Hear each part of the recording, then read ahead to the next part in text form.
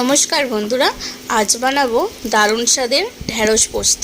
তো তোমরা কিন্তু ভিডিওটা একদম স্কিপ করো না, পুরোটা দেখো। আমি ঢ্যাঁড়সটাকে এরম লম্বা লম্বা করে কেটে নিয়েছি। তারপর পোস্ত আর কাঁচা লঙ্কার একটা মিহি পেস্ট করে নিলাম। কড়াইতে সর্ষের তেল দিয়ে কালো জিরে ফোড়ন দিয়েছি। কালো জিরেটা হালকা ভাজা ভাজা হলে আমি ঢ্যাঁড়সটা তেলের মধ্যে দিয়ে ভাজা ভাজা করে নেব। একদম লাল লাল করে ভাজতে হবে। দেখতেই পাচ্ছ ঢ্যাঁড়সটা লাল লাল করে ভাজা হয়ে গেছে। এরপর আমি পোস্ত আর কাঁচা লঙ্কার যে পেস্টটা করেছিলাম সেটা দিয়ে ভালোভাবে কষিয়ে নেব। অল্প হলুদ গুঁড়ো, পরিমাণ মতো লবণ দিয়েছি। এবার হালকা জল দিয়ে ভালোভাবে ঢ্যাঁড়সটা আর একটু সিদ্ধ করে নেব।